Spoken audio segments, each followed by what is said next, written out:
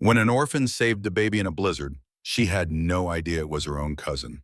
The howling wind wasn't the only thing hunting Grace Sullivan that December night. As wolves circled closer through the Montana blizzard, the 12-year-old orphan clutched a frozen baby to her chest, unaware she was holding the key to a family fortune and a deadly secret that had been buried for 12 years. What happened next would resurrect the dead and rewrite the fate of the most powerful family in the West. If you're ready for a story of survival, secrets, and the unbreakable bonds of chosen family, hit that like button and subscribe for more incredible true stories from the frontier.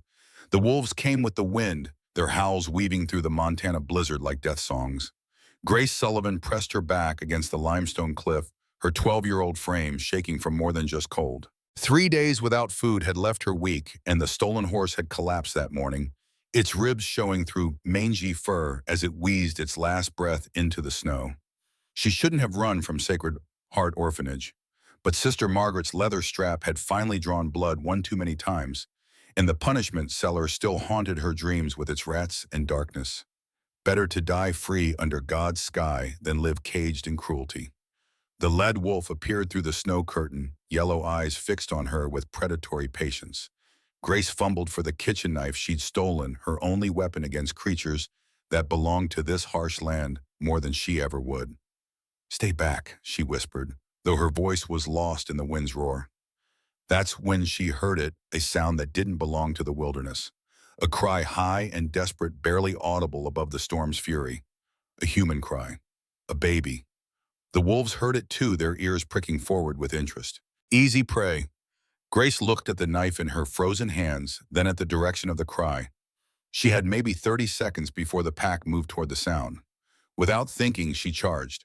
Her wild scream and flailing blades scattered the wolves not from fear, but from confusion.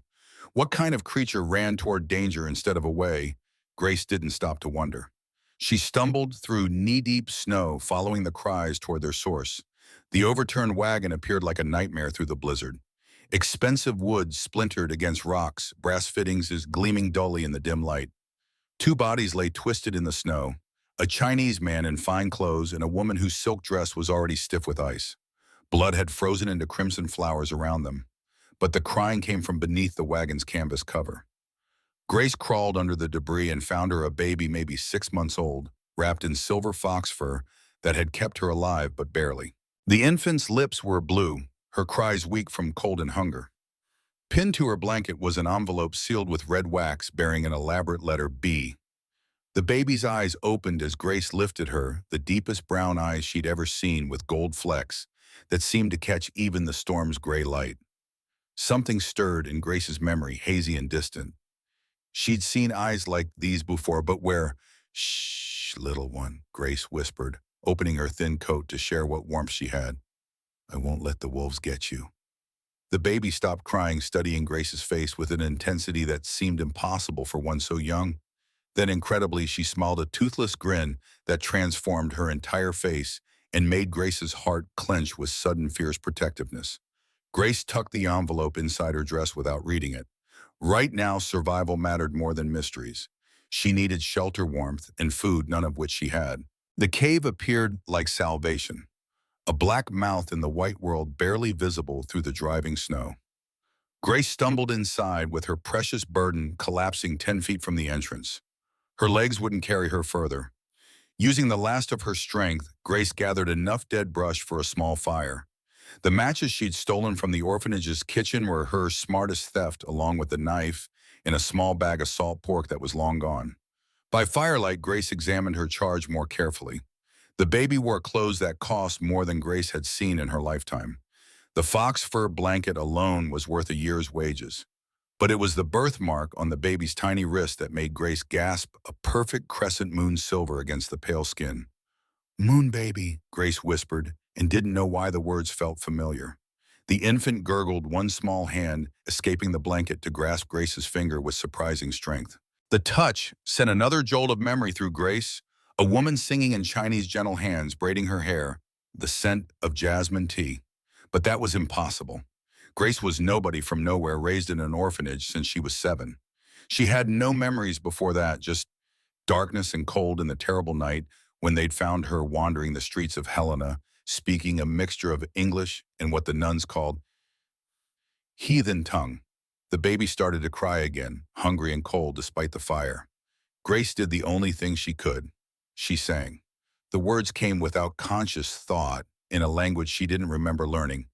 Yue guangsha de xiao bao bao mama de xin ro xiao bao bei. Little baby under moonlight. Mama's precious little treasure. The baby immediately quieted, her eyes widening as if she recognized the melody, which was impossible, of course. As impossible as Grace knowing the song, or as the way the infant's crescent birthmark made her heart race with recognition and fear. Outside, the blizzard raged on, but inside their small circle of light, Grace held the baby close and wondered how a Chinese lullaby had found its way into her memory. The questions would have to wait. The fire was dying, they had no food, and somewhere in the storm, wolves were still hunting. Grace pulled out the envelope, breaking the wax seal with numb fingers. Inside was a single sheet of expensive paper and a small photograph. The letter was brief. Samuel, your granddaughter lives. We tried to keep her safe, tried to move her before they found us. I fear we have failed. The truth about your daughter is with Dr. Hayes in Redemption Falls. Trust no one else. The moon baby must reach you. Marcus, the photograph showed a beautiful young woman holding a baby, and behind them a man whose face had been deliberately scratched out. But Grace didn't need to see his features.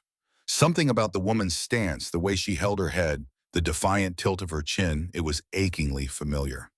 Grace looked down at the sleeping baby, then back at the photograph. The birthmark was clearly visible on the infant's wrist. This was the same child, which meant, "Your mama," Grace whispered to the baby. "Someone's looking for you both." But the letter mentioned danger, someone pursuing them.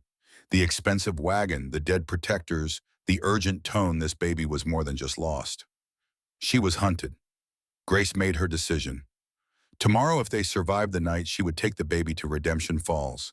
Find this Dr. Hayes, deliver the child to her grandfather Samuel. It was the right thing to do. But as Grace settled down to sleep with the baby warm against her chest, she couldn't shake the feeling that she was about to walk into something much larger and more dangerous than a simple rescue. The Chinese lullaby echoed in her mind, and with it came fragments of memory gardens and gentle voices, silk dresses, and the sound of laughter. Who was she really? And why did holding this baby feel like coming home? Meanwhile, 30 miles away in Redemption Falls, Samuel Blackwood stood at his mansion's window, watching the blizzard try to erase the world. Somewhere in that white hell, his men were dying in search of a baby they didn't know was his blood. He'd told them she was a valuable worker's child, offered enough gold to make them brave the storm. Two hadn't returned. Sir Tom Bradley entered without knocking, a liberty earned through 20 years of loyal service. Jake Morrison just rode in. He's got news. Samuel turned from the window. Jake Morrison was the best tracker in 3 territories, a man who'd once been hired to kill Samuel, but had switched eyes when he learned who'd really hired him. That was 8 years ago. Jake had been hunting redemption ever since. Send him in. Jake entered like a wolf, all contained violence and watchful eyes. Ice clung to his beard, and his left arm hung stiffly, recently wounded from the look of it. Found the wagon, Jake said without preamble. Marcus and Eleanor Chang are dead, ambushed by the tracks. Samuel's hands clenched. The Changs had been protecting his granddaughter for 6 months, moving her from safe house to safe house, while Samuel worked to eliminate the threat. Now, the baby with one gone, but not taken tracks, shows someone crawled under the wagon, then walked away. Small prints. A child. A child survived this storm. Children survive things that kill grown men sometimes. Jake accepted the whiskey Tom offered, downing it in one swallow. There's more. Found another set of tracks near Skeleton Ridge. A girl traveling alone on foot. Her horse died about a mile from the wagon. You think she has Emma? Timeline fits. She was heading toward the old mining camps. There's caves there for shelter. Samuel was already reaching for his coat. We ride now. Sir, Tom protested, the storm has my granddaughter in it. Samuel's voice could have frozen the whiskey in Jake's glass. We ride now. As they prepared to leave, Samuel thought about Sarah, his daughter dead these 12 years. She would have been 24 now if she'd lived. Emma was Sarah's child, he was certain. The birthmark alone proved it, But there was more, the way certain people suddenly wanted to hurt him by targeting a random baby, the timing of the threats. Dr. Hayes had come to him 6 months ago with an impossible story Sarah might have survived the fire. The body they'd buried had been too damaged to identify properly, and there had been whisper sightings of a girl matching Sarah's description with Chinese merchants in the weeks after the fire. If Sarah lived, if she'd had a child, if that child was Emma, Samuel made the same bargain he'd made every night for 6 months. Save the baby and I'll give up everything else. The empire, the power, the need for revenge. Just save her. They rode into the storm, 3 men against nature's fury, following tracks that might lead to salvation or might lead to more death. Behind them, Redemption Falls held its breath and waited for morning. The Oriental Paradise stood like a beacon through the blizzard, the only building in town with lights still burning. Maylin Chen watched from her window as 3 riders materialized from the white darkness, recognizing Samuel Blackwood's unmistakable silhouette. "He's here," she said in Mandarin, to the elderly man warming himself by her fire. Dr. William Hayes looked up from his medical journal, his face grave. "Then it's time. I'm not ready. You've had 12 years to be ready." Maylin touched the high collar that hid the burn scars on her neck. 12 years since the fire that was supposed to kill her. 12 years since her father's loyal friend had pulled her from the flames and given her a new life, a new name, a new identity among the Chinese merchants who owed him favors. She was Sarah Blackwood. The man riding toward her inn was her father who thought her dead. "What if he doesn't recognize me?" "He will. A parent always knows their child, Doctor." Hayes stood, his old bones creaking. "But first we need to make sure the baby survives. Emma needs both of you." "I'm Maylin Chen," she corrected automatically. "Sarah Blackwood died in that fire. You're his daughter, that baby's mother. Stop hiding. I'm protecting him. The syndicate will use me against him if they learn I'm alive." A crash from below interrupted her. The front door had been forced open. Boots on stairs, heavy and urgent. Maylin quickly arranged her features into the calm mask of a simple innkeeper. Samuel Blackwood burst through her door like a force of nature, snow swirling around his massive frame. His eyes, so like her own, swept the room and dismissed her instantly, focusing on Dr. Hayes.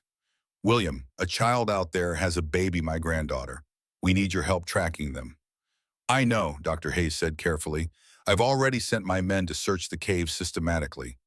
"How did you—" "I've been following the same situation you have, Samuel. The Changs were my friends too." Samuel's shoulders sagged slightly. Maylin saw how much older he looked, how grief had carved deep lines into his face. She wanted to run to him, to cry, "Papa," like she had as a child, to feel his arms around her again. Instead, she poured tea with steady hands. "Mr. Blackwood," she said in carefully accented English, "you need warmth before you return to the storm."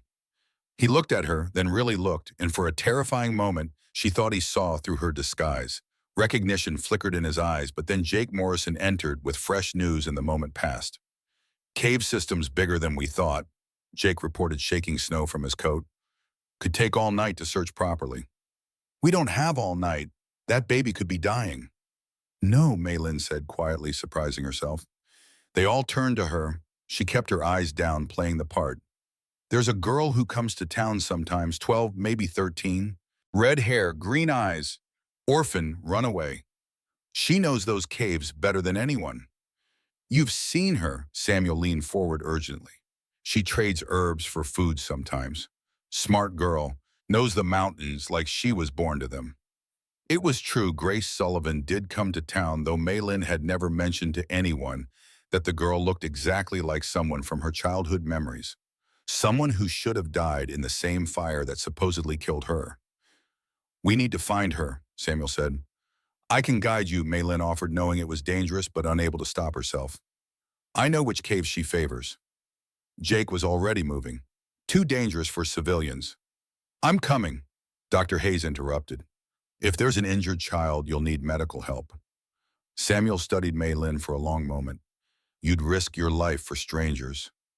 "In a storm like this, we're all family," she replied, and meant it more than he could know.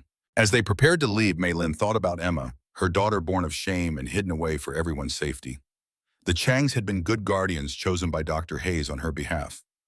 But now Emma was out there with Grace Sullivan, and Maylin was about to risk everything to save them both.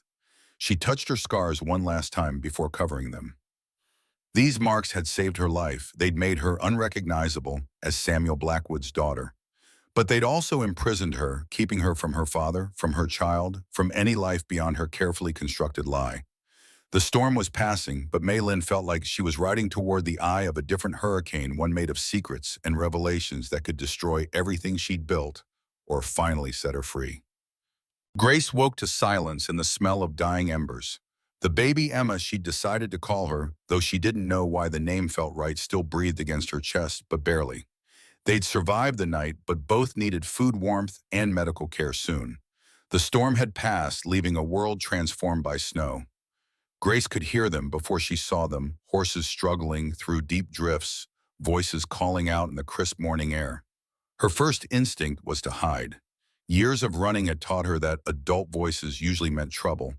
But Emma's breathing was growing shallow, and Grace knew they were both past the point where they could survive alone. "Here!" she called, her voice cracking from cold and disuse. "We're in here!" The voices grew closer, urgent now. The first person through the cave mouth was a Chinese woman in expensive furs, moving with the confidence of someone used to command despite her humble words. Behind her came two men, one built like a mountain, another who moved like a predator, seeking prey. But it was the third man who made Grace's heart stop. She'd seen him in town during her rare trading visits, heard the whispers about Samuel Blackwood, the richest, most powerful man in 3 territories. The man whose eyes looked exactly like the ones she saw in broken mirrors. "Dear God," the woman breathed, rushing forward with practiced movements.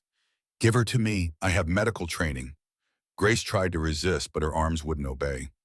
The woman, someone called her Mei Lin, took Emma with gentle expertise, immediately checking her breathing, pulse, skin color. "She's alive," Mei Lin announced, relief obvious in her voice. "Weak but alive. This girl saved her." Samuel Blackwood knelt beside Grace, his massive frame somehow gentle despite its intimidating size. "You're a hero, child. You saved my granddaughter."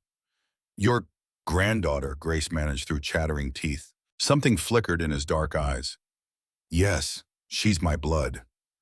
Grace fumbled inside her dress with numb fingers, pulling out the letter and photograph. This was with her. Samuel read the message, his expression changing from relief to shock to something Grace couldn't identify. He looked at Mei Lin, who was warming Emma by a quickly rebuilt fire. "My God," he whispered. Marcus was right. "About what?" the predator man asked Jake, someone had called him. But Samuel wasn't listening. He was staring at Grace with an intensity that made her want to run. "What's your name, child?" "Grace Sullivan." "Your parents dead. Mother died 5 years ago when I was 7. Never knew my father." "Your mother's name?" "Catherine Sullivan." Grace watched his face change again, saw recognition dawn. Did you know her?" Samuel's voice was strange when he answered. "She worked for my wife. Disappeared the night of the fire that killed my daughter Sarah."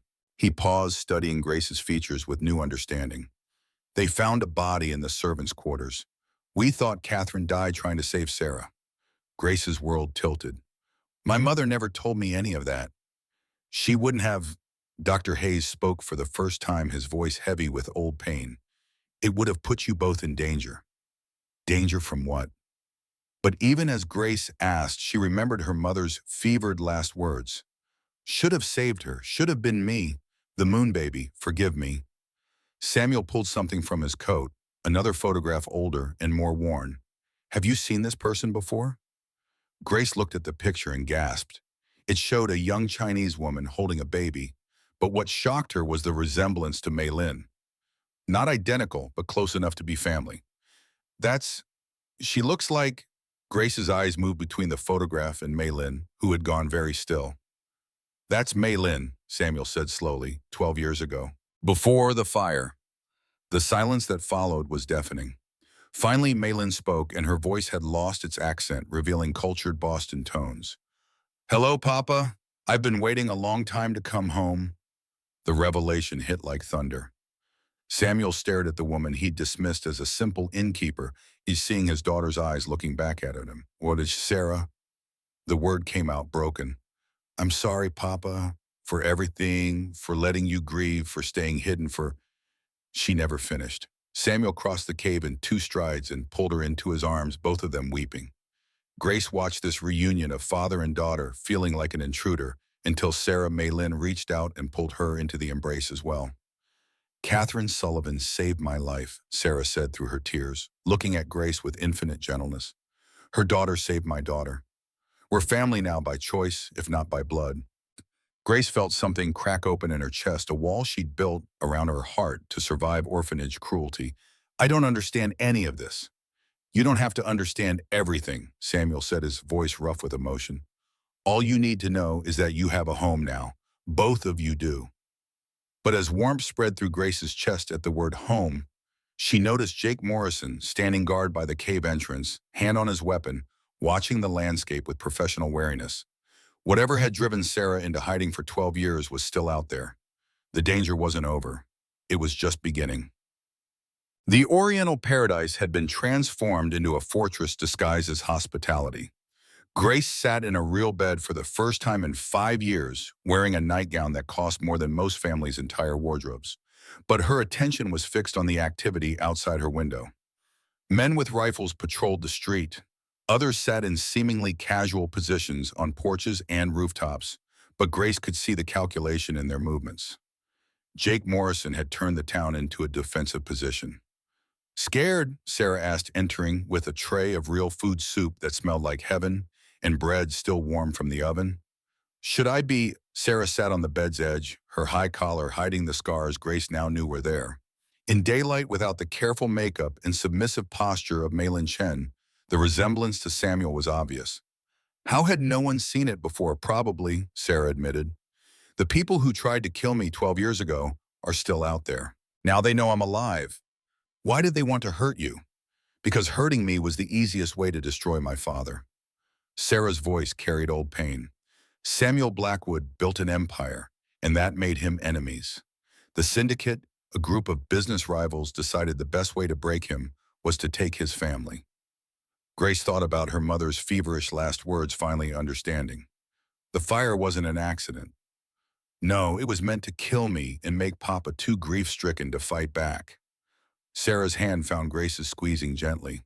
"Your mother saved my life by switching us, putting me in her room while she took mine. She thought we'd both escape. She didn't know about the accelerant, how fast the flames would spread. So my mother died in your place. Your mother died as a hero, and because of her sacrifice, Emma exists. You exist in my life. Catherine Sullivan saved us all." Dr. Hayes appeared in the doorway, medical bag in hand. "Time to check Emma." Grace watched him examine the baby with practiced gentleness.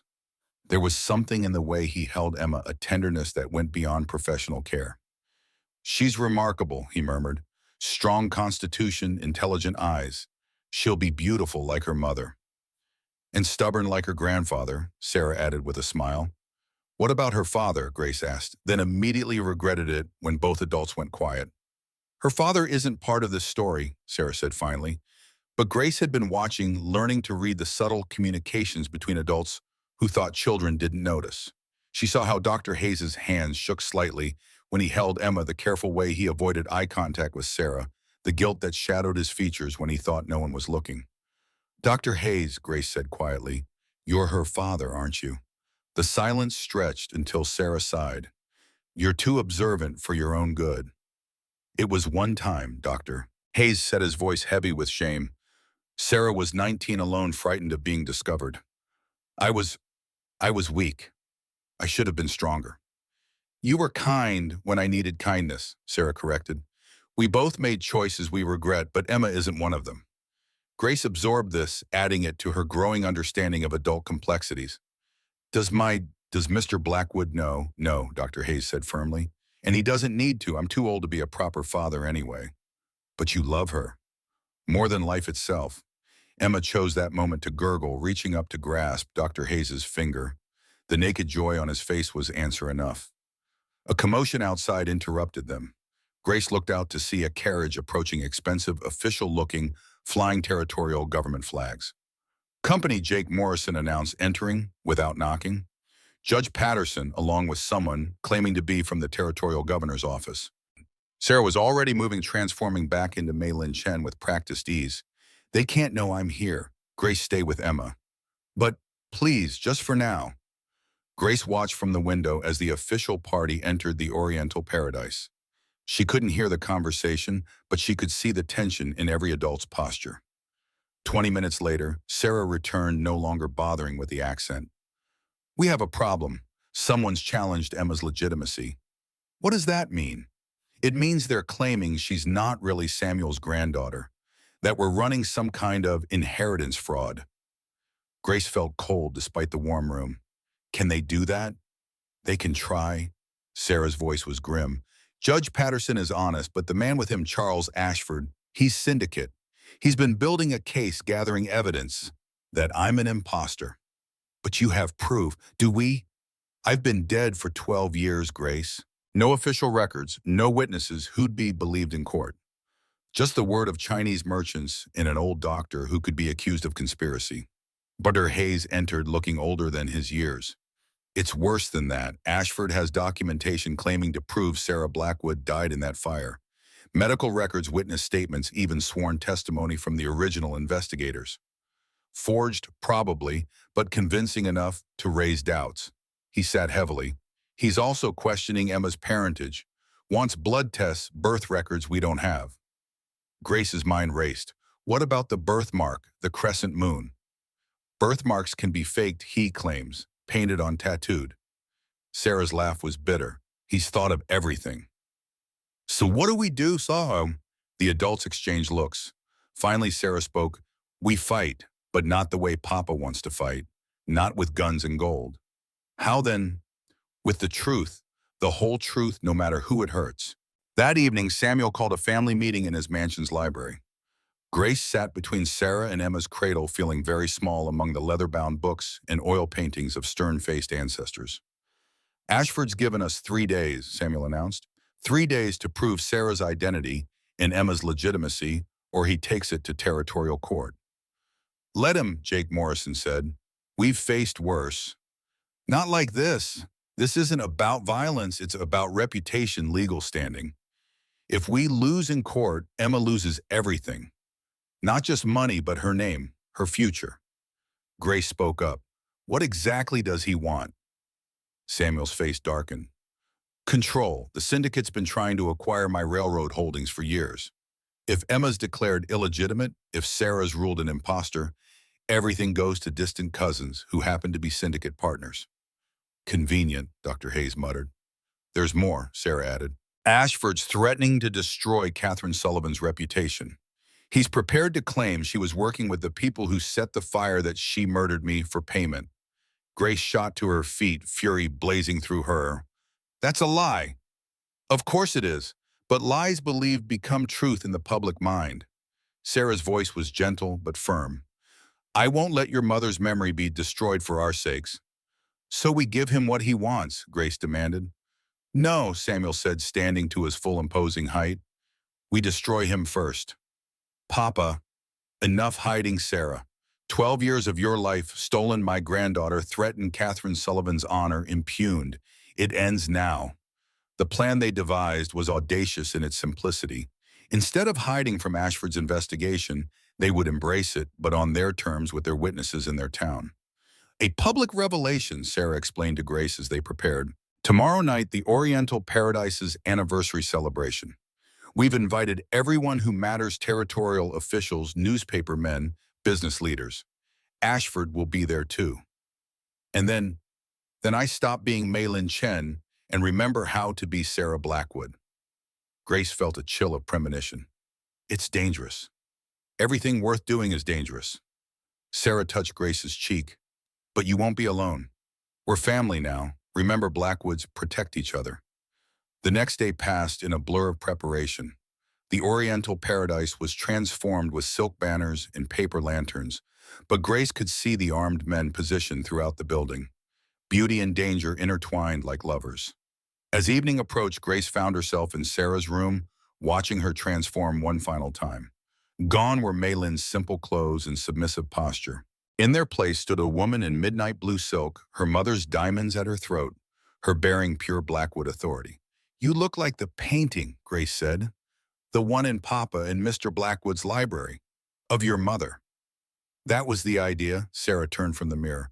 Grace, I need you to understand something. After tonight, everything changes. There'll be no going back to the simple life we might have had. I know. You're 12 years old. You should be playing with Allsall, not caught up in family wars. Grace thought about the past week, the blizzard, the wolves, the baby who'd needed her strength. I stopped being 12 the night I found Emma. Maybe I stopped being 12 years ago when they found me wandering Helena's streets with no memory of how I got there. Sarah stared at her. What did you say? About being 12? About Helena? About not remembering? Sarah sat down hard. Grace, what do you remember from before you were 7? Nothing really. Fragments. Gardens singing in Chinese, a woman who smelled like jasmine. Grace stopped as Sarah went white. What is it? The night of the fire, there were 2 children in the house. Me and Catherine's daughter, a little girl about 5 years old. Grace's world tilted. My mother had another daughter. She had you, Grace. You lived with us until the fire. Catherine sent you away that night, told you to run to town and get help. But you never made it. We thought, Sarah's voice broke. We thought you died too. The fragments suddenly made sense. The gardens were the Blackwood estate. The woman who smelled like jasmine was Margaret Blackwood, Sarah's mother. The singing in Chinese came from the household servants Catherine befriended. I lived there, Grace whispered. I was part of your family. You were my best friend, my secret-keeping partner. We were inseparable. Tears streamed down Sarah's face. Catherine didn't just save my life. She saved yours too by getting you away from the house before it burned. Then why don't I remember you? Shock, maybe. Or someone told you to forget to hide who you were for safety. Sarah pulled Grace close. But you found your way back to me anyway. You found my daughter when she needed saving. Family calls to family, Grace. Blood calls to blood. Emma began crying from her cradle, and both women moved to her instinctively. As Grace picked up the baby, Sarah gasped. Your hands. Grace, look at your hands. Grace looked down to see a small birthmark on her own wrist, usually hidden beneath her sleeve. Not a crescent moon, but a star, 5 perfect points in silver against pale skin. The Blackwood mark, Sarah breathed. Grace, you're not just Catherine's daughter. You're family. Real family. My cousin, Uncle James's daughter. Uncle James died in the war, Grace said automatically, then stopped. How did I know that? Because you lived with us when the news came. Catherine was his sweetheart before she became his wife. You're not a Sullivan at all, you're Grace Blackwood. The revelation hit like lightning. Everything fell into place. Why she looked like Samuel, why she'd survived, where others would have died, why Emma responded to her touch. She wasn't just the orphan who'd saved the heiress. She was the lost granddaughter who'd found her way home. But there was no time to process this newest truth. Downstairs, guests were arriving for the party that would determine all their fates. In a few hours, Sarah would reveal herself to the world. Emma would be acknowledged as the heir, and Grace would learn whether being a Blackwood was a blessing or a curse. Ready? Sarah asked, extending her hand. Grace looked at Emma sleeping peacefully despite the chaos around her. Looked at Sarah, who'd spent 12 years hiding to protect the people she loved. Looked at her own reflection in the mirror. No longer the terrified orphan who'd run into a blizzard, but a young woman with steel in her spine and fire in her eyes. She was Grace Blackwood. She had a family worth fighting for. Ready, she said, and meant it. The Oriental paradise blazed with light and music, but Charles Ashford moved through the celebration like a shark among smaller fish.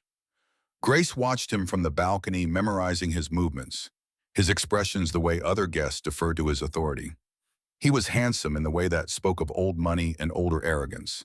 His clothes whispered wealth, his gestures commanded attention, and his smile never reached his pale blue eyes. This was the man who wanted to destroy her newfound family. Studying the enemy, Jake Morrison appeared beside her, silent as always, trying to understand him. Why does he hate us so much? Because your grandfather built something Ashford's people want, and they're not used to being told no. Jake's hand rested casually on his gun. Some men think the world owes them everything. Below, Samuel commanded the room's attention, playing host with the confidence of a king. But Grace could see the tension in his shoulders, the way his eyes kept checking exits and windows. Sarah moved through the crowd as Maylin for the last time serving tea and listening to conversations gathering intelligence. Dr. Hayes circulated among the guests, his medical bag never far from his side. If things went badly, if violence erupted, he'd be ready. Emma slept peacefully in a back room guarded by Tom Bradley and two armed men. "It's almost time," Jake said. Grace nodded, smoothing the deep green dress Sarah had chosen for her. The color brought out her eyes and complemented the Blackwood family emeralds she now wore, her birthright claimed at last. At exactly 9 o'clock, Samuel called for attention. The crowd quieted, sensing drama in the air.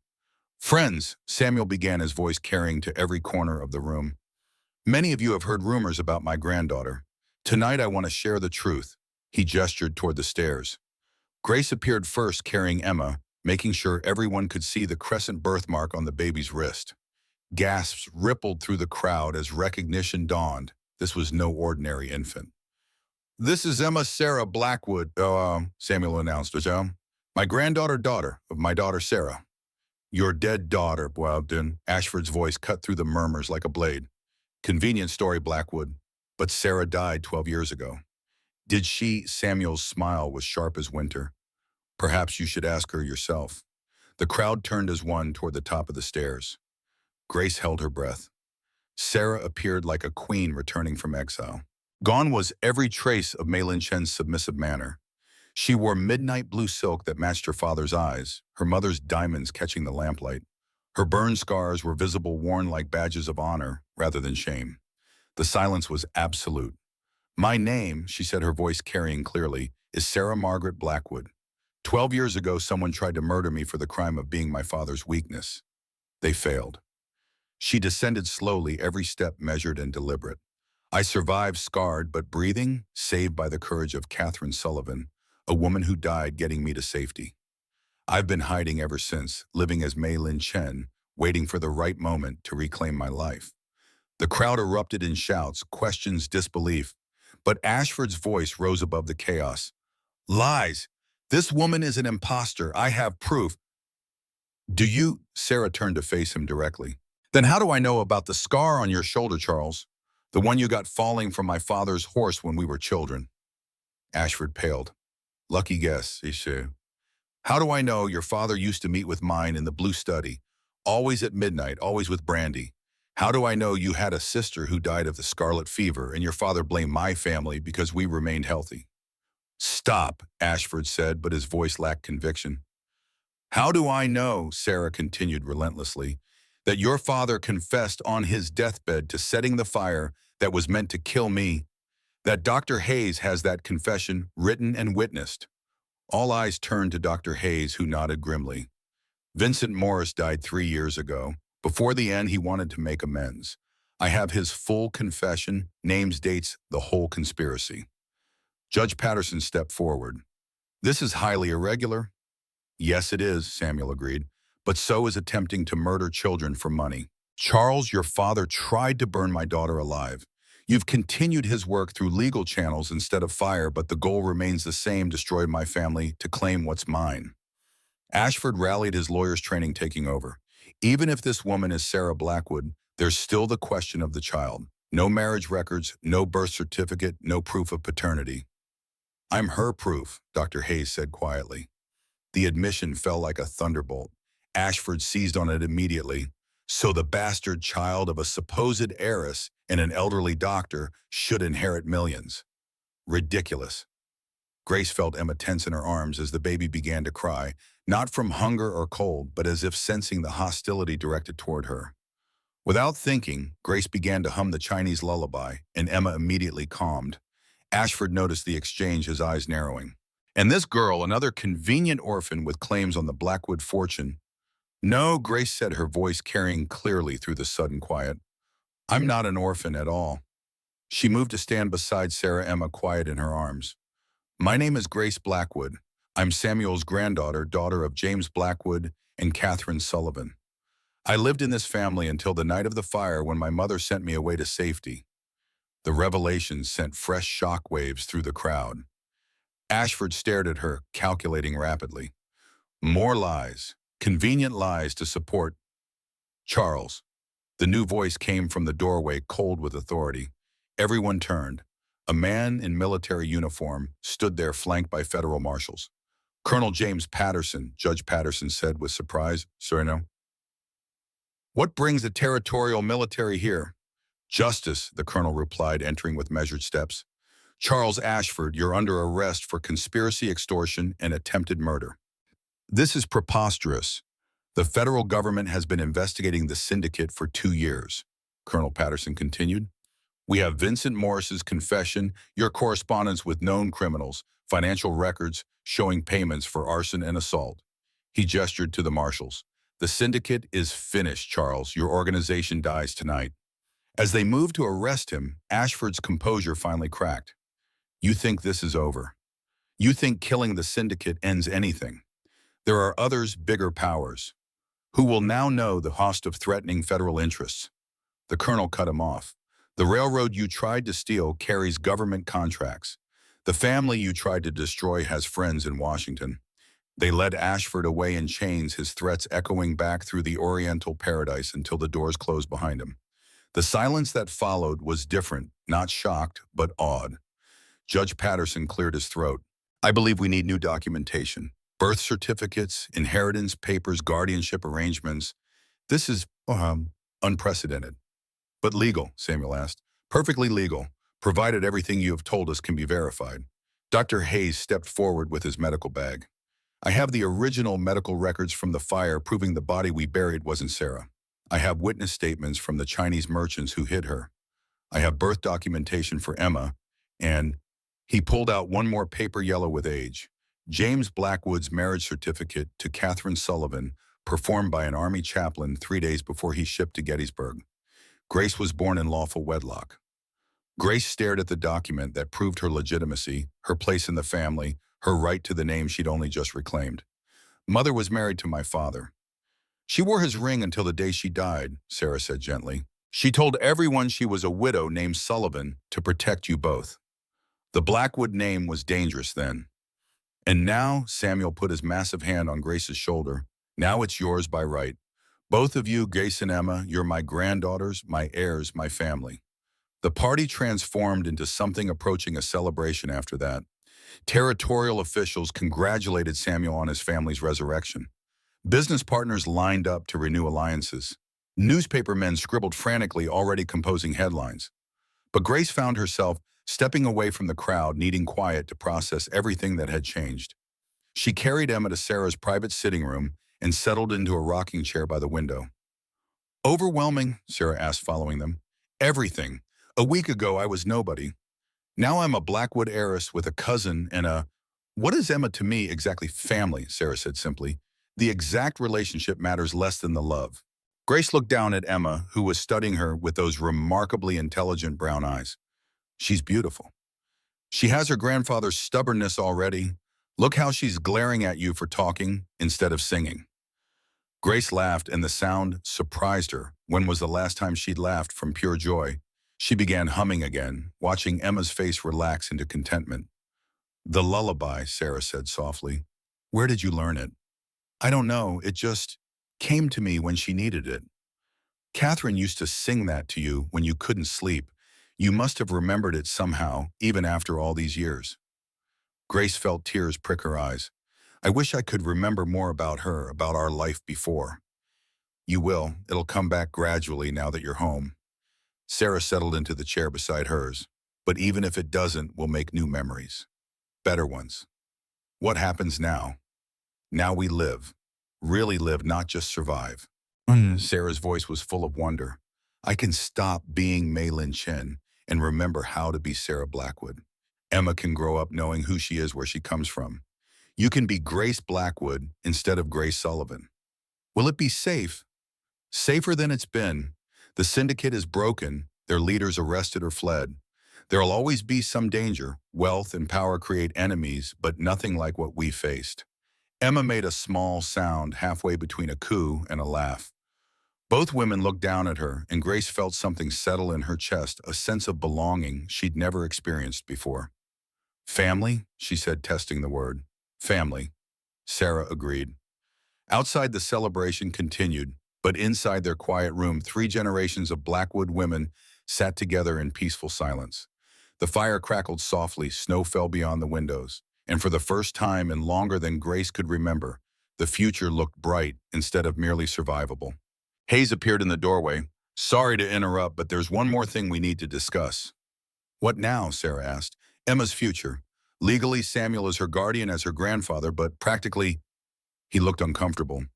"Sarah, you've been declared dead for 12 years. There'll be legal proceedings, paperwork time before your status is fully restored." "What are you saying?" "I'm saying Emma needs a legal guardian in the interim, someone with unquestionable legitimacy." Grace understood before Sarah did. "Me? Because I'm legitimate now, because I'm family." "It would be temporary," Dr. Hayes assured Sarah, "just until the courts sort everything out. But yes, Grace could claim guardianship as Emma's cousin and blood relative." Sarah looked stricken. "I just got my daughter back. You're asking me to give her up again?" "Not give her up, share her. Grace saved Emma's life. She's earned the right to help raise her." Dr. Hayes' voice was gentle but firm. "Besides, Emma responds to Grace like no one else. Look at them." Grace was humming again without realizing it, and Emma was utterly content, one tiny hand wrapped around Grace's finger. "What do you want?" Sarah asked Grace directly. Grace thought about it seriously. A week ago, she'd had nothing. No family, no future, no hope beyond mere survival.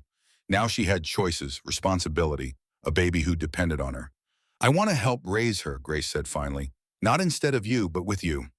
I want Emma to know she's loved by all of us, you, me, grandfather, Samuel, even Dr. Hayes. I want her to grow up surrounded by family." Sarah's eyes filled with tears. "You're sure?" "I'm sure." Grace looked down at Emma, who was falling asleep to the rhythm of the rocking chair. "She saved me as much as I saved her. When I found her in that wagon, I stopped being just a survivor. I became someone who mattered to someone else." "Then it's settled," Samuel said from the doorway. They hadn't heard him enter. "Grace will be Emma's legal guardian until Sarah's status is restored. Dr. Hayes will serve as medical consultant. I'll handle the financial aspects. And I'll make sure both girls get the education they deserve," Sarah added. "No daughter of mine or cousin of mine will be helpless in this world." Speaking of the world, Colonel Patterson appeared behind Samuel. "There's something else you should know. The syndicate had connections to federal corruption judges, senators, even some military officers. Your testimony will be needed in Washington." Grace felt a chill. "More danger, more justice," the colonel corrected. "You've broken something that needed breaking. Now we finish the job." As the adults continued planning, Grace focused on Emma, who slept peacefully despite the momentous discussions around her. This baby would grow up knowing she was wanted, protected, loved by an entire extended family, willing to risk everything for her safety. It was more than Grace had ever dared hope for herself, and now it was Emma's birthright. "Welcome home, little cousin," Grace whispered, pressing a soft kiss to Emma's forehead. "Welcome to the family."